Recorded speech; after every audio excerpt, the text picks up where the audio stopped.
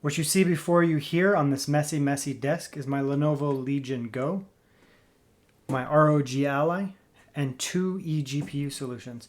This is a Razer Cortex. I can put in really any GPU that I want. Right now I have an RTX 3060 12GB in there right now. In practicality, these two handhelds have quite a bit of a difference, obviously. In terms of the way they look and hand feel and all that kind of thing, the performance should be relatively close to one another. But there is a big difference there, and that's the eGPU, because this has the USB 4 option, so you can get an eGPU like this, the Razer Cortex. And then, of course, the ROG Ally has a PCI-based one that's going to run potentially a little bit faster. This is just an RTX 3070 in there, which is actually really hard to find. But it's an RTX 3070. This 3070 one can be about $1,000 Canadian. 6850 MXT, and those can get way more expensive, and they're almost unobtainium. So it's a little bit of a weird one here, because I mean, you're comparing something that's real easy to get, an eGPU with just whatever GPU inside, versus the XG Mobile, which is a lot more expensive and harder to find. But I do want to see how they perform differently that way. The reason I'm going with a 3060 here is this is a desktop 3060, which should perform, in theory, around a laptop 3070, because that's a laptop 3070. I want to put a 3070 in here. That's not fair. This is going to be limited by bandwidth anyways. So, I could put in an even beefier GPU in here, but it's going to hit a point where, it's just limited by bandwidth. So I think this is probably a pretty fair comparison, where we have the, technically better bandwidth on this PCI-based 3070 mobile here versus a desktop 3060, and we'll see how they perform. I'm suspecting they're going to perform somewhat similar. I'm probably going to give the edge in my hypothesis here to the ROG Ally, just because it's PCI, even though this is just a 3070 laptop. I could put in, like I said, a beefier GPU in here and put something more demanding, but I want to get them kind of similar because I want to give it a fair comparison. So one interesting thing here while this loads up is the Lenovo Legion Go has 2 ports. So we have a port on the bottom and a port on the top, so we can plug the eGPU into one of them. It actually supplies power, so I don't have to necessarily power this here. But then I can plug in an external NVMe here. I have one that has games on it. I can plug that in here, and I don't need to take that up. So one's going to become a game drive, the one at the top, and the eGPU will go on the bottom there. That'll be awesome. One of the advantage of the ROG Ally's based solution here, you can see obviously it's considerably smaller. It has this eGPU, it has this XG Mobile connector that goes in the top of the device. We'll show that after. It's much smaller than, a straight up Razer Cortex. And so significantly more portable. And it also supplies some I/O as well. This one here has DisplayPort HDMI, so there's less of that, but you also do get some USB ports there. And you also get RJ45 Ethernet. So this is supposed to be like a full dock solution. The process is quite simple. Obviously you install the GPU in the enclosure that you're using. In this case, it's a Razer, in which case you literally just install the GPU like it's just in there, right? Put it in, close it, and then you basically are going to power it up. So we're going to plug this guy in here. We have our eGPU cable here. I'm going to be able to kick out the power here because it supplies power. So I'm going to take that out. Plug that in up there, actually. Power automatically comes on. The GPU is spinning. You may not be able to see that, but the GPU is now working. You can see it spinning there. And we have to install the drivers, of course.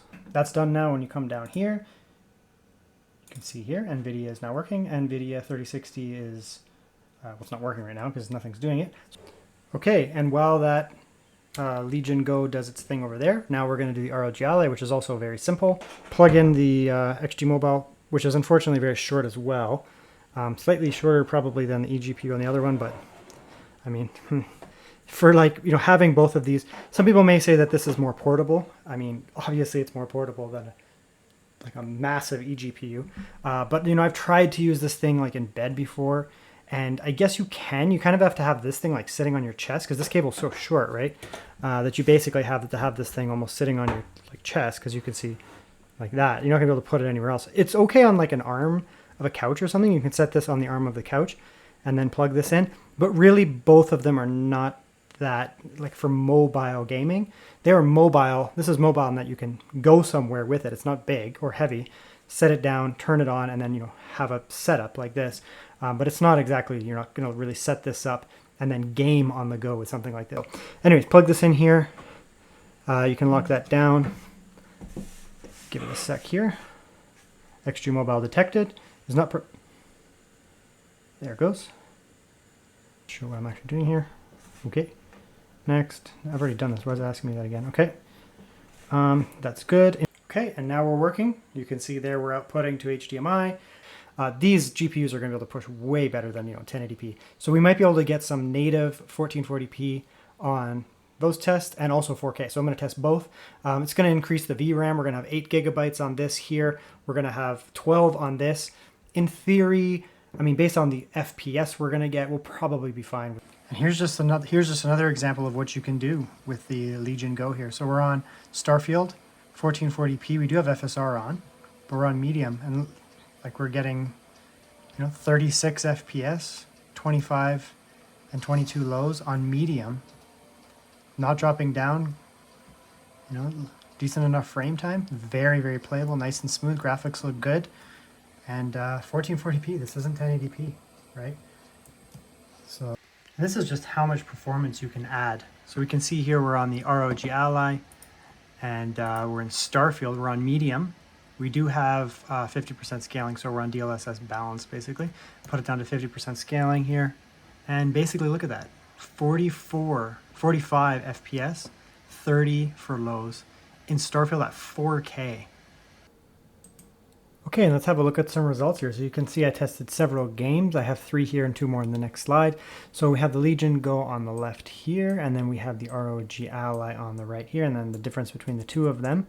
You can see here that at 4K max in Valheim, which is a very GPU heavy game, there's actually not really much of a difference between the two of them here. They perform relatively well. It's not a bandwidth heavy game, and generally speaking, the performance is basically on par. A little bit worse lows on the Legion Go, but basically the same. You can see the percentages over there are pretty close overall.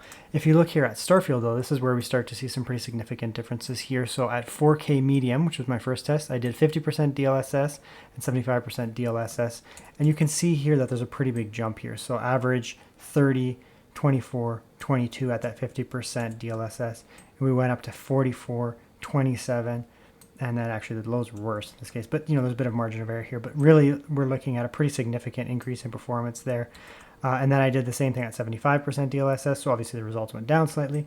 The Legion Go's not really playable, whereas the ROG Ally is just kind of squeaking it out at 33, 25, and 23 for the performance there. This is a pretty significant increase over the Lenovo Legion Go, which is that 3060. That trend basically persists across all of the resolutions here. So you can see, we went down to 1440p at 50% DLSS, and then 1080p medium just straight up, and the same type of results here, where we're looking at about a 30 or 40% increase in performance in Starfield specifically. And you can see that there. Then if we come down here, look at Baldur's Gate, the results were much closer, but still, once again, you have better results for the ROG Ally once again, where you're getting 40. So for example, on 4K high, 40, 36, and 23 versus 44, 30, and 29. You can see here that, on these performance here, we're looking at, 10, 25% increase in performance on the highest resolutions, which looks like it actually decreases slightly at 1440p and at 1080p. But overall, we're looking at, 10 to 20% increase in performance overall. And then we have a couple more games here to test. Hogwarts Legacy, very significant results here. You can see once again where we have 25% increase in performance at 4K, just native. But in this case, it's just not playable on either of them. And I think this part of this comes down to just bandwidth. The raw averages are pretty good. Legion Go good, ROG Ally good, but the lows are just horrendous, right? Like terrible, terrible lows on both of them. So I almost ignore this kind of section right here. It doesn't really work that well at 4K. The average is good in all cases, really, but the lows are just unplayable. It was just an absolute stutter fest and basically completely unplayable, almost to the point of making me nauseous. 1440p, the picture basically changes and it gets way more playable overall. You can see here that, we're looking at 49 or 50 or so on 1440p medium on the Legion Go, which is fantastic overall. 33 on the 1% lows, 26 on the 0.1% lows, so awesome results on the Legion Go. And then the ROG Ally is just even better, 66, 36, and 18. So we're looking at, roughly across the board 30% increase in performance. And then Cyberpunk, we had similar type results, not quite as intense as the Hogwarts Legacy results, because that game is very, very memory bandwidth, memory bus dependent, whereas Cyberpunk is just raw graphical capabilities. And we can see the same thing. It's playable at 4K with or without DLSS. It's pretty playable on all the devices. At 1440p on Ultra, again, playable at all the different settings here. native, quality, balanced, and performance DLSS, all good. We're looking at about 20-ish, 30-ish increased performance on the ROG Ally versus the Lenovo Legion Go with this eGPU here, and that does translate across to the lows here. Not as much on the lows here, just a little bit of a boost overall.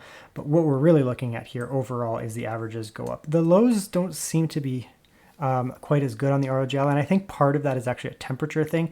The ROG Ally will boost like crazy, and the temperatures get quite high, and then the lows will come down. And I've actually found that, generally speaking, on the ROG Ally, that it outperforms the Lenovo Legion Go on average performance, just overall. It's just capable because it'll boost up more, but then the lows actually go down, so you get a larger split. And I think that actually has something slightly more to do with the actual device itself, the actual CPU itself, more than the GPUs.